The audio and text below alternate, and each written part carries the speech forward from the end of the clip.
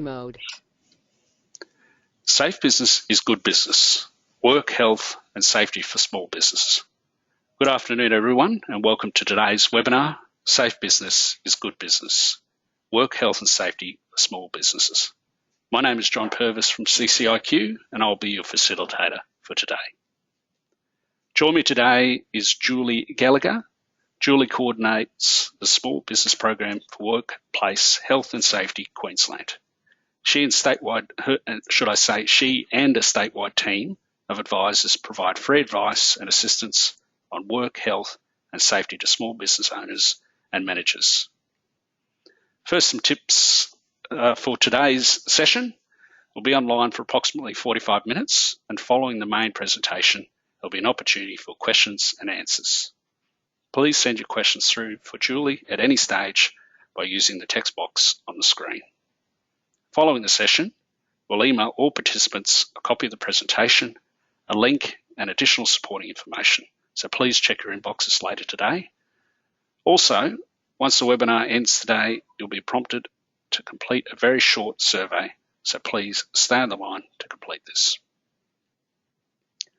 Good work, health and safety can make your business more reliable, increase your productivity and improve your business reputation. Put simply, it makes good business sense to look after your people, your assets and your good name. Today, Julie will cover basic information on work, health and safety for small businesses and what you need to do to be compliant. Over to you, Julie, and take us through today's presentation. Thanks very much, John, and welcome to everyone who is listening in today. I'm going to be talking about how good work, health and safety is good for business. My focus is on small business, particularly the owners and managers of small businesses, but most of the information does translate to others as well. This is a quick overview of the webinar content. I'll go over some benefits of good work, health and safety management, which will also be shown by examples from industry throughout the session. I'll touch on who has responsibilities and go into the practical basics of work, health and safety management, along with how we at the Small Business Program can help. First and foremost, safe business is good business. An incident means a stop in production, a stop in work for an injured worker, for others to care for that worker, yet others to investigate or to put things right, and perhaps damage to equipment and all the costs that are associated with that. Fewer incidents means fewer claims and then a lower workers' compensation premium.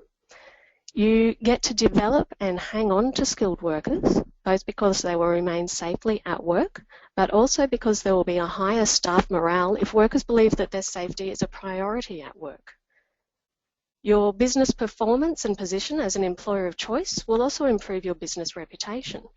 Good reputation and good systems will improve your ability to successfully tender for work. So basically, good work, health and safety can keep your business running and growing. I'm going to illustrate this with an example of how small things can have a big impact on business cost and reputation, but how they can also be managed safely. So immobilising trucks or keeping them from rolling away when not in use is a big issue in the transport industry. There has been a lot of fatalities due to this failure. Luckily, the one that we're looking at today did not involve any injuries. This image on screen is from May last year. This is where a parked semi-trailer rolled away. It crossed a busy road and then crashed into the side of a building. So not only did this cause significant damage to property, but there was a potential for significant damage to the reputation of the trucking company, particularly given that this incident was reported live from a news helicopter, complete with the company name and branding down the side of the truck, which I've removed for these images today. So here we have costs for physical damage to the building and the truck, but also potential damage to company reputation through being so visibly publicised. So on the prevention side of things, as immobilising trucks is an issue for the industry, they have done work on finding simple solutions. So here we have a handbrake alarm. You fix this to a truck, and then if the door of a truck cab is opened without the handbrake being on, this sounds the horn of the truck. So that acts both as a reminder to the driver to apply the brake, but also as a heads up to anyone else in the vicinity. So this costs about $200 to retrofit to a truck. There are also other solutions, such as a lock and tag out procedure, which includes a handbrake lock, a lockout process, and the placement of wheel chocks to prevent unexpected start and movement of the vehicle. Any of these industry-led ideas may prevent the rolling of trucks like the incident that we saw that was all over the news. So, work health and safety, what is it all about? The primary function of work health and safety management is to ensure the health and safety of yourself, workers, and others who might be affected by the work. And who specifically do I mean? Well, primarily for small businesses, we're talking about these two roles, the PCBU and the worker. PCBU stands for person conducting a business or undertaking. They can be a sole trader, a partnership or a company, and there's a few others such as government departments and councils. Duty holders are PCBUs that are in control of workplaces, fixtures, fittings and plant. So for example, the owner of your building is in control of those fixtures. And PCBUs also include designers, manufacturers and importers. Because they are the person in control, they have primary duty of care, which is to ensure, as far as is reasonably practicable, the safety of workers and of others who may be at risk from that work, such as members of the public. This duty includes providing safe structures, systems, facilities, training, and so on. And then a worker is any person who carries out work in any capacity for a PCBU. So that includes employees, contractors, apprentices, students, and so on. Workers must take care for their own health and safety and take care that their behaviour, both what they do and don't do, does not have a negative effect on the health and safety of others. Workers are also required to comply with reasonable work health and safety instructions, policies and procedures. That was a very quick overview of a couple of the duties that apply underneath our legislation, because I want to talk about it in more practical terms. But if you are keen on the specifics, then go to some of this information that I've got on the screen at the moment. The piece of legislation that you want is the Work Health and Safety Act 2011. And you can find it with supporting and explanatory information on our website, worksafe.qld.gov.au, including that rather handy little guide on the right there, the yellow one, the Guide to the Work Health and Safety Act, which is a really nice little summary. But let's get back to businesses in the field. We are often asked what the #1 question is that small businesses ask us, and it's this: what do I need to do to comply? To be correct under the law, but primarily to keep people and the workplace safe. And the answer is this: you need to set up and maintain a safe workplace. Develop your approach, systems, processes, and how to do things safely and the way that you want them done. I have the key points up here on the slide. So you need to plan how you're going to make things safe and consult your workers and others about it. You need to decide and set out your policies and procedures for how you want the work done safely, and then you need to put your plan into place. You then need to monitor it and make sure it's working, and then change it if it's not. I'm going to go through this in 6 steps, in how to do it in 6 steps. For each step, I'll give you an overview of why you need to do it, what you need to do, and how you can do it, including how we can help. This is a process that you can take and make as simple or as complex as your business needs, but just make sure it is what you need.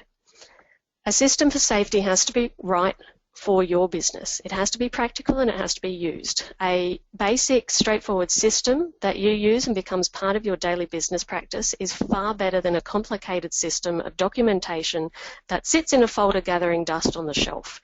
Your safety system really needs to work for you.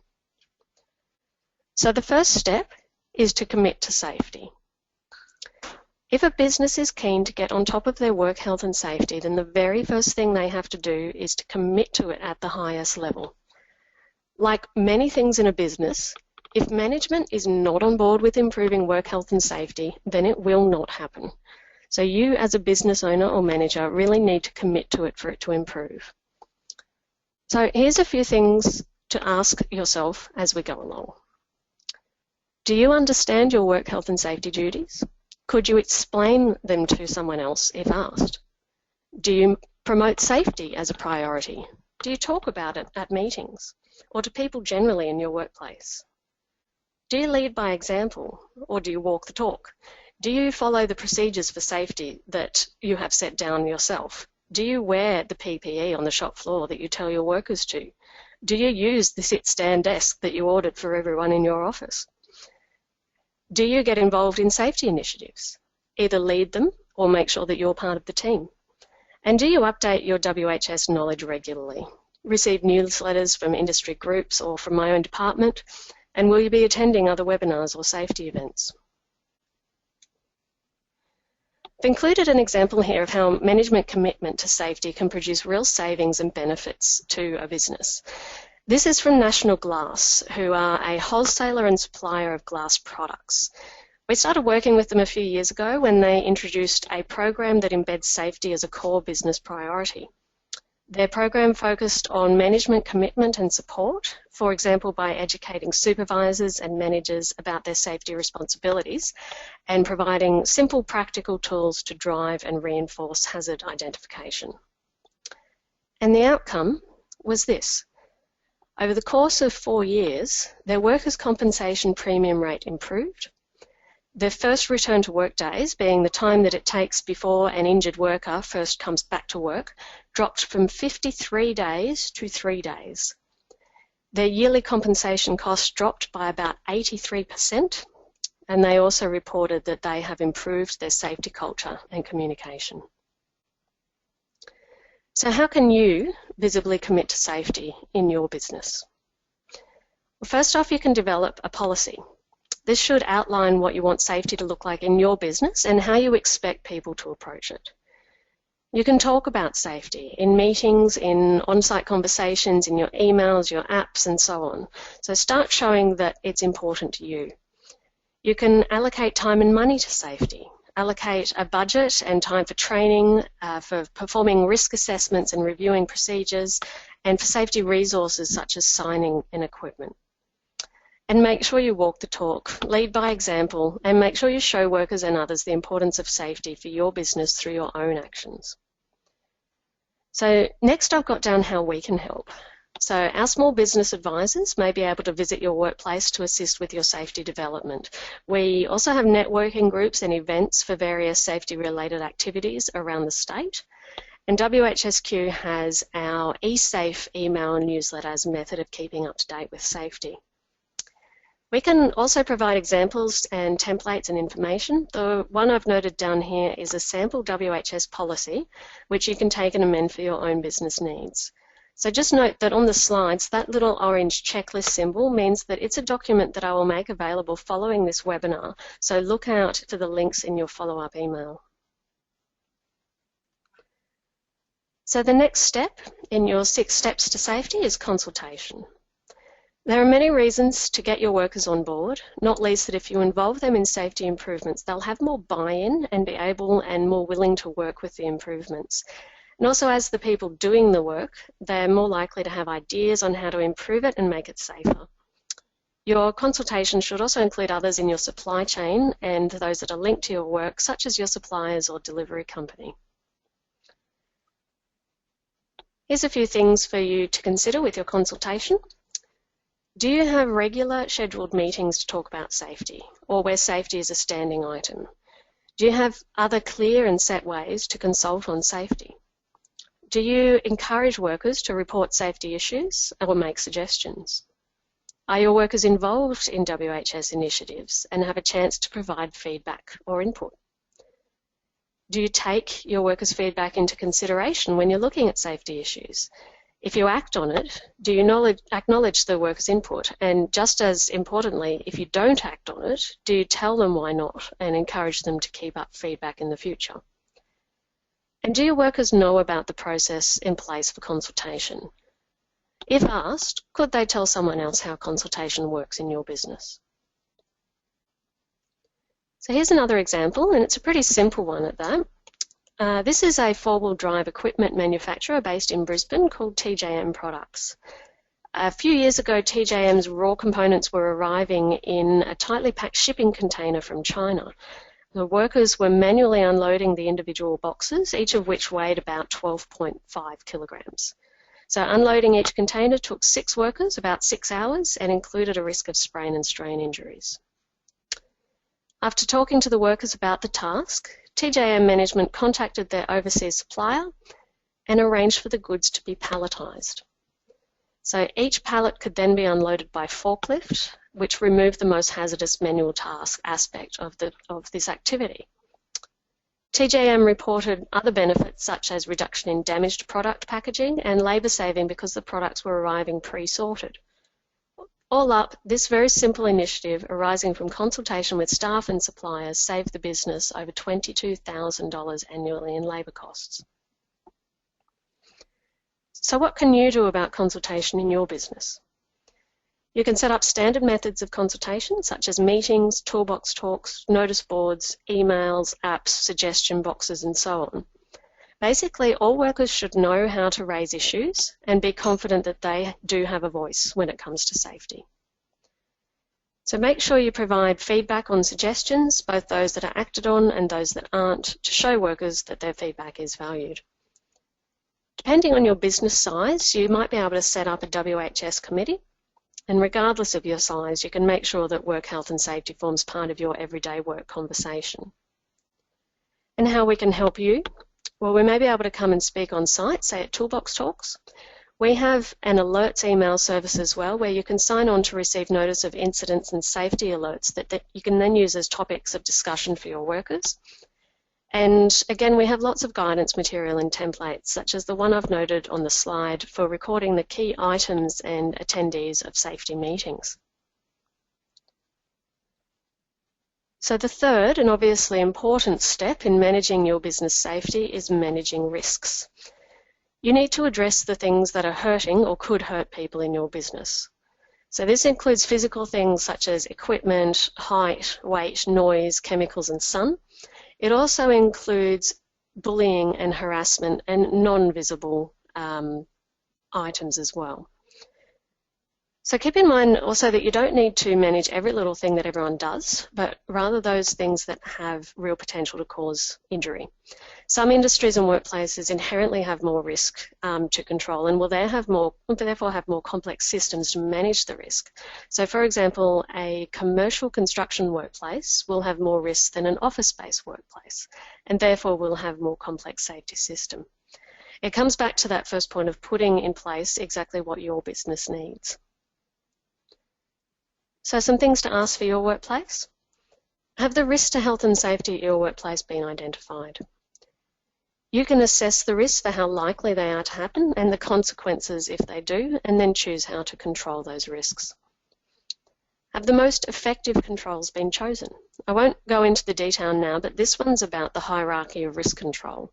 You should try to eliminate the risk in the first instance, and then try to minimise it through substitution, isolation or engineering controls before moving on to administrative controls and personal protective equipment. Do you schedule hazard inspections and keep to the schedule? This doesn't mean you can't do spot checks in between, but a schedule will make sure that safety doesn't fall through the cracks amongst all the other busy work of running a business. And do you have procedures for tasks that show how to work safely? Are the procedures updated if related changes are made to equipment or to the workplace? And are workers trained in these procedures? A few things that you can do to improve your risk management. Identify the risks in your workplace and also identify ways of controlling those risks. You can do this by consulting workers, doing walkthroughs of the workplace, reviewing information from your suppliers, reading industry material or codes, or looking at what other businesses are doing. You should prioritise your actions. It may at first appear to be overwhelming if you're new to safety. However, prioritising your actions and doing things step by step should make it a bit more manageable. You should prioritise those activities that you've identified as being high risk, and then plan for other risks, controlling other risks. Maybe you should select your top 5 risks and look at those first, or set achievable goals such as managing 1 to 2 risks per week until your initial list is done. You should review or develop safe work procedures. These are also known as JSAs. There's a lot of different names for them, but they're basically brief accounts of how to perform a task safely, such as using a piece of equipment or safely unloading or loading goods on site.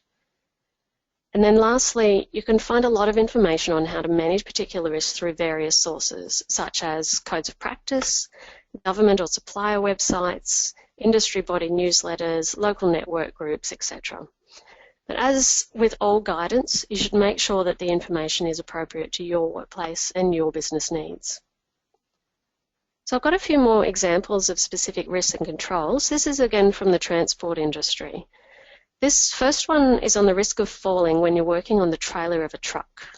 Industry identified that some of their trailers had unsafe ladders or no ladders at all mounted on their tipper trailers.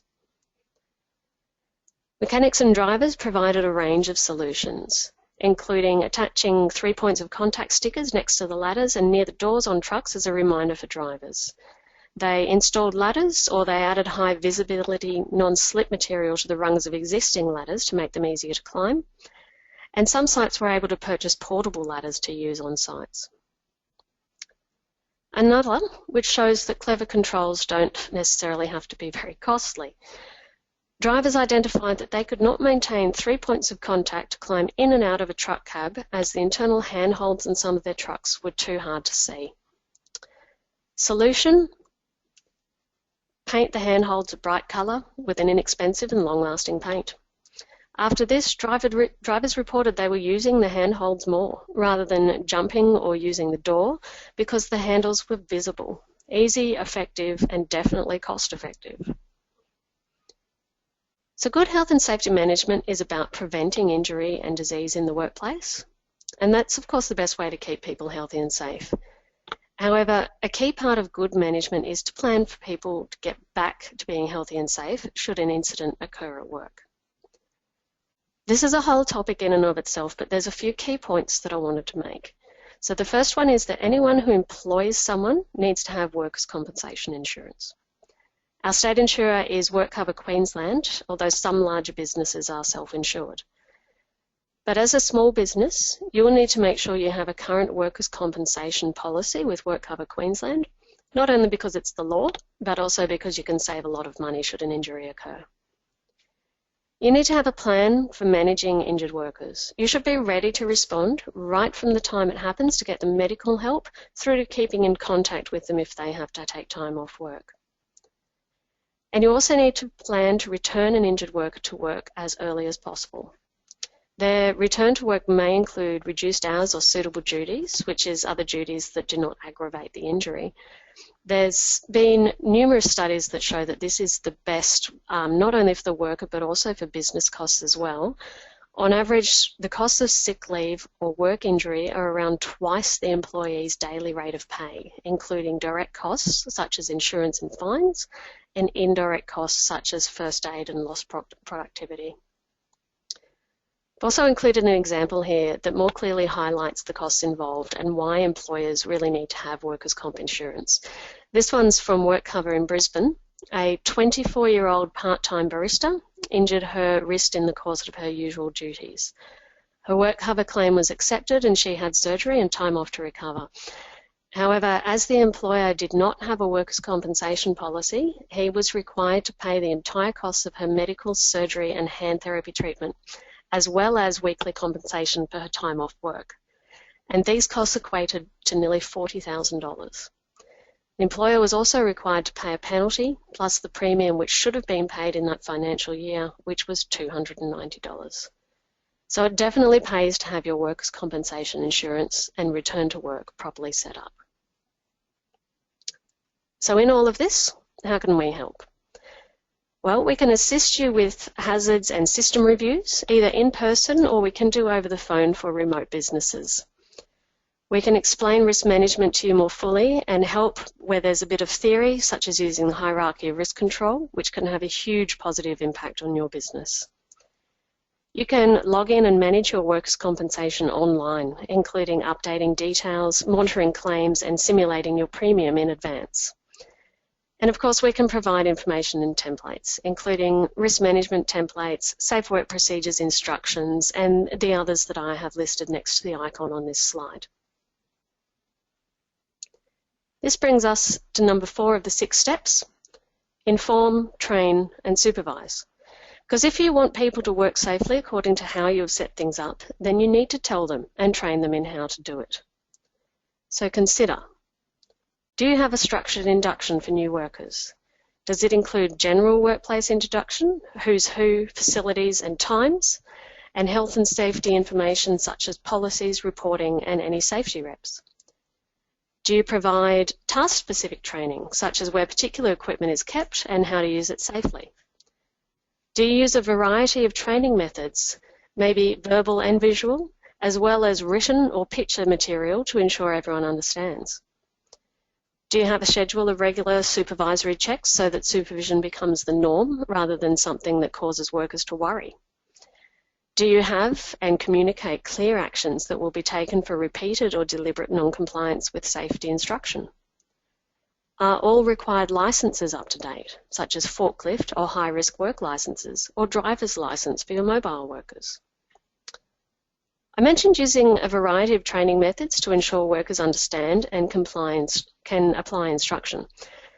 So this one is a very basic yet effective method of training, and it's this: tell me, show me, watch me.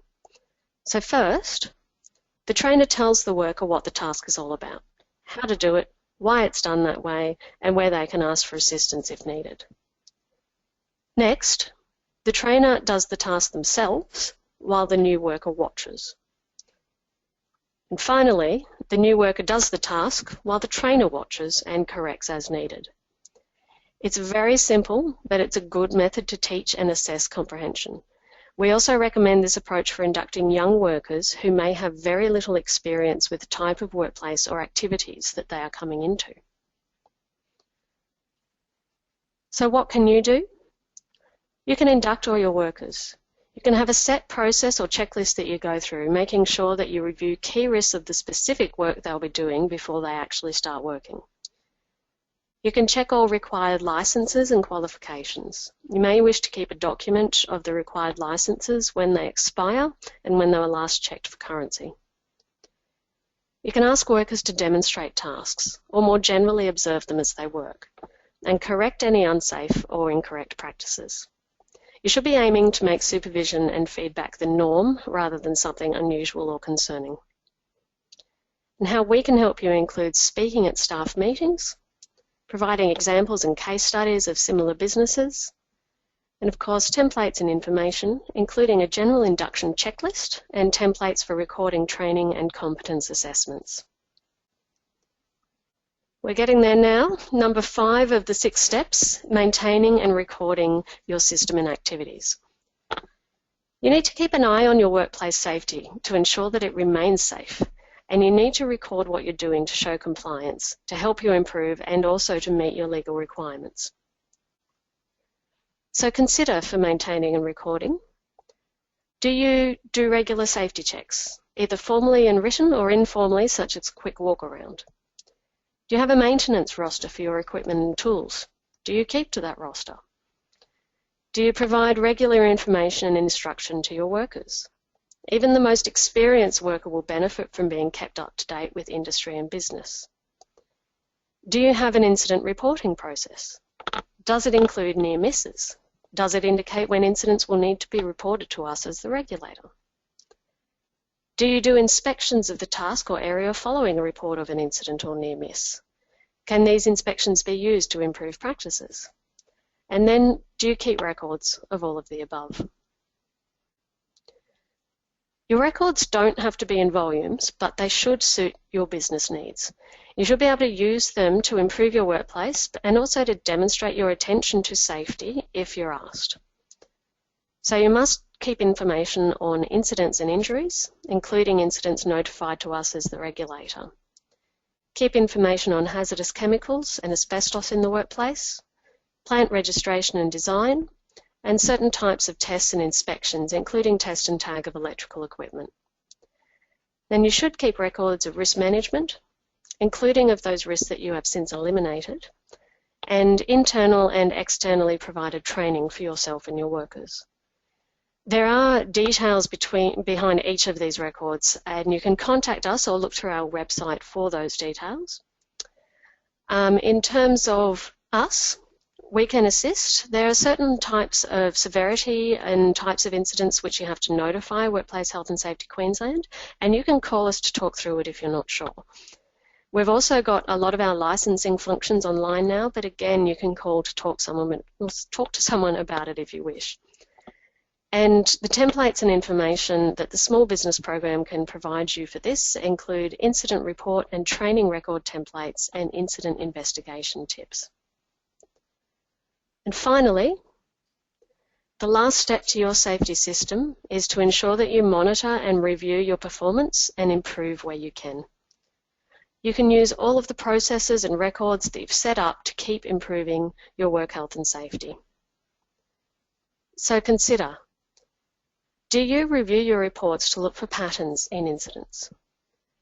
Do you make sure that your risk controls are effective? You can do follow-up assessments, consult your workers, and review your incidents to make sure.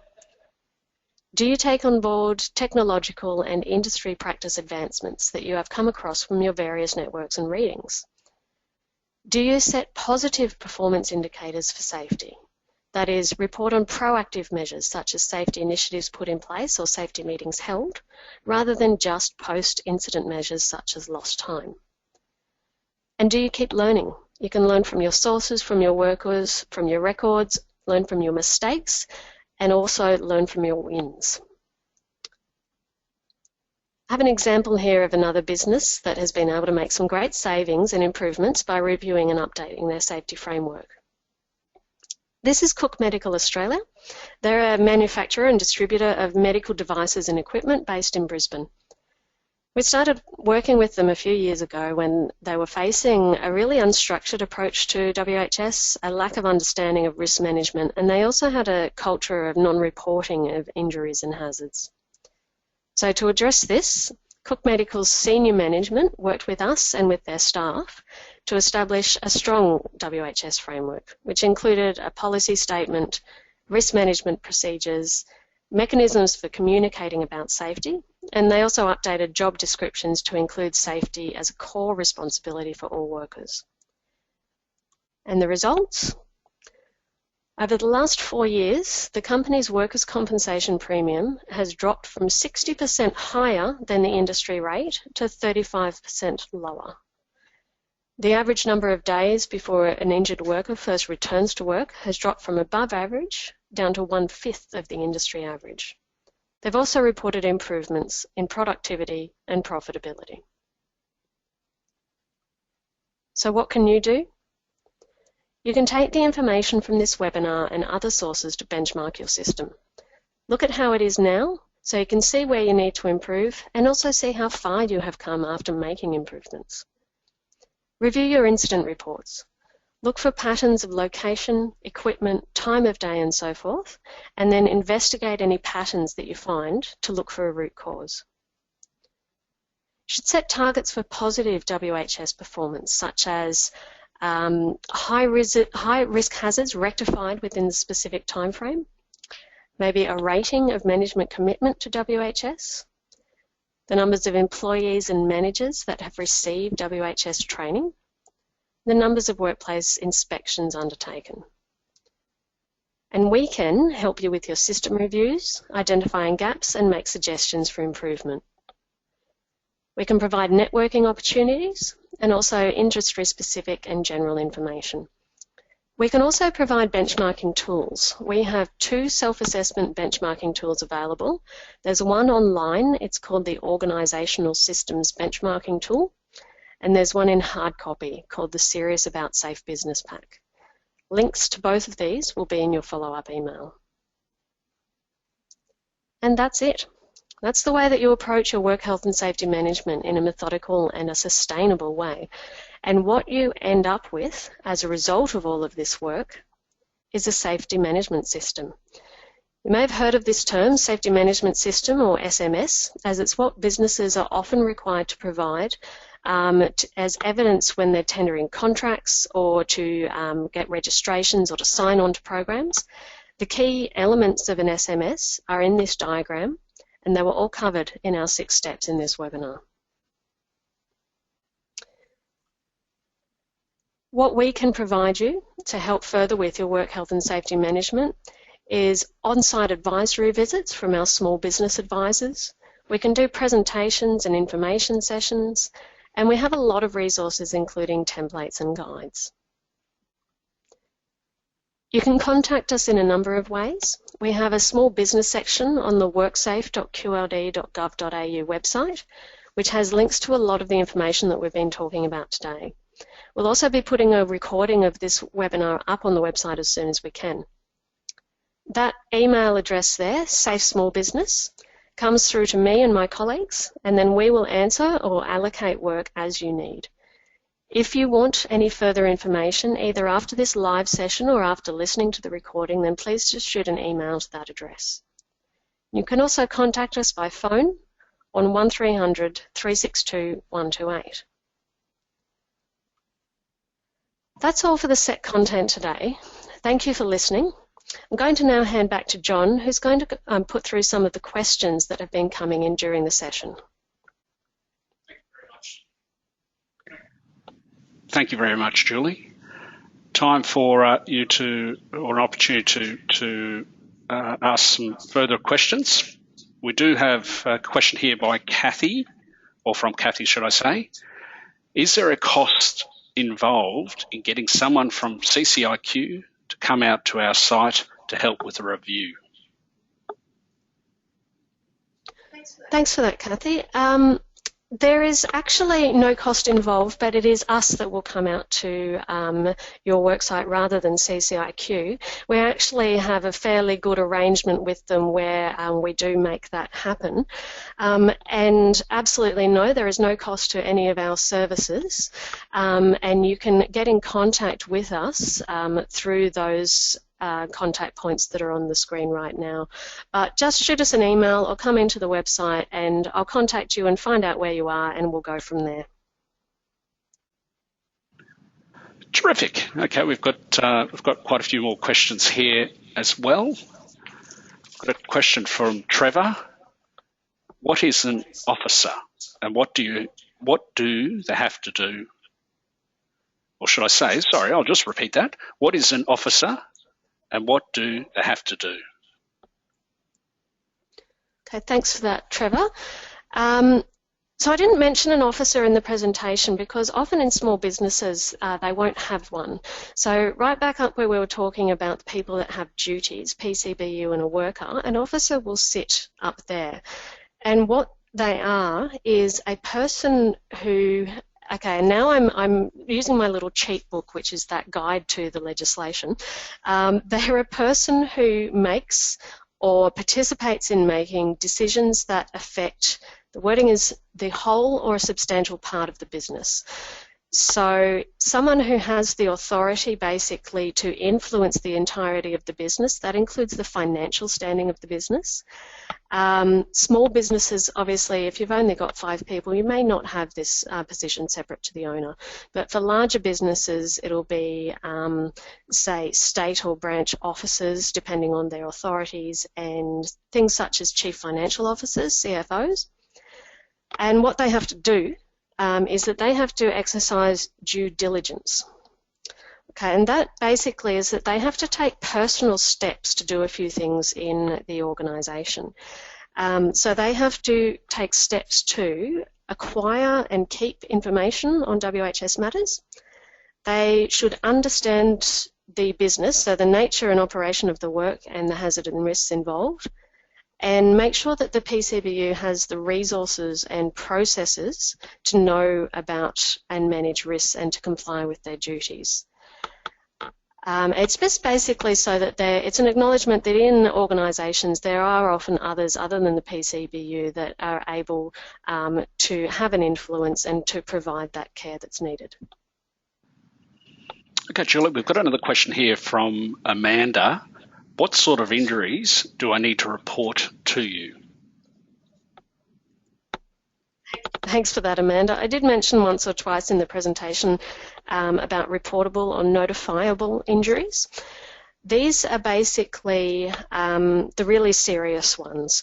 So again, my little cheat book definition, if it arises out of the work and results in the death, serious injury or serious illness of a person or involves a dangerous incident. So basically, serious illness or injury, this is if someone goes away from the workplace in the back of an ambulance, basically. You're looking at the really serious ones. They require significant treatment in a hospital. We're talking about big burns, amputations, that sort of thing. And then there's also dangerous incidents, which is things like uncontrolled spills of chemicals, explosion, electrical shock, collapse. So those cranes on building sites that you hear about collapsing, it's that sort of thing that you need to notify. With the notification, I'm talking about the serious incidents to notify to Workplace Health and Safety Queensland. You do also need to notify to Work Cover Queensland for your workers' compensation purposes. That is now actually the same report. So you do that once and you'll be reporting both the injury and your workers' compensation. But again, if you need to ask someone about the type of injury or incidents you've got and whether you do need to notify us as the health and safety regulator, just call someone and say that you've got a potential notifiable incident and go through it with them. Okay, Alex asks the question, the word reasonable comes up a lot when talking about compliance. What does this mean? And how can it tell if somebody is reasonable? Thanks for that, Alex. It's a bit of legalese, the word reasonable, and it does come up quite a bit in our legislation. It is actually there to give a little bit of reality to safety management. The word that we use is that it's a qualifier. It qualifies the health and safety duties. So we used to have that an employer must ensure work health and safety. We now say that the PCBU must ensure safety as far as is reasonably practicable. So it is an acknowledgement that it's not always possible, or that it's perhaps unreasonable to say to a PCBU that you must do this 100% of the time. None of us is perfect, unfortunately. And there is actually a definition of reasonable. So it talks about things like, so a reasonable action is something that you do after you weigh up a couple of these points.